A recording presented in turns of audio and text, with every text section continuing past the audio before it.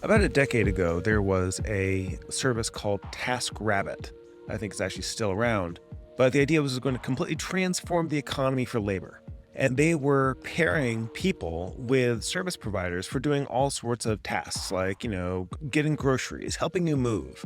And one of their biggest examples was helping you clean your home. The trick was that people would meet people this way and find out that a certain person was helpful, and they would get a bit of reputation using TaskRabbit.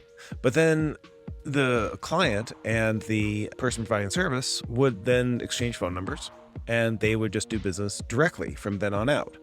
If anything, it seems like Venmo was one of the key things that really killed TaskRabbit because it made it so easy for those parties to be able to transact business after that.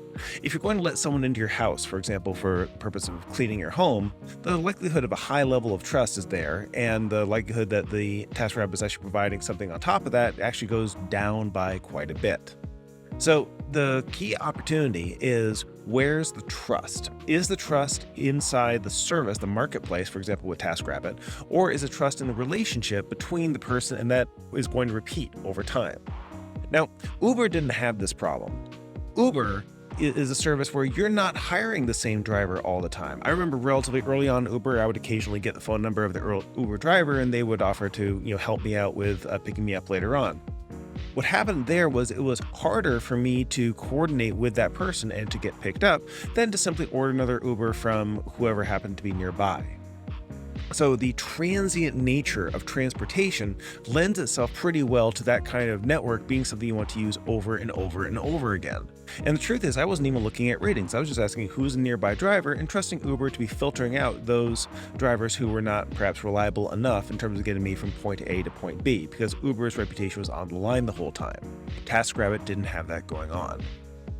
I look around at a lot of marketplace-based businesses now, and I wonder how many of them have a TaskRabbit problem, where the relationship is initiated perhaps using the platform, but isn't maintained through the platform. And the platform was expecting that it was going to get a rake on these transactions all the time going forward, but then it doesn't.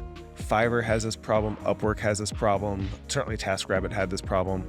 And really where the services do best is when you're going to be hiring different professionals for different jobs, or maybe for the same job, but the need for on-demand is so high that you're not going to be making those kinds of arrangements, as opposed to your person coming in to help clean your home, coming in on a weekly or monthly basis. It's scheduled, you have a way of arranging it.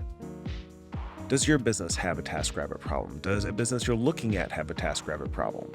I think understanding this helps us understand marketplace dynamics much more than they otherwise would have, and it's key to understanding where equity value really comes from.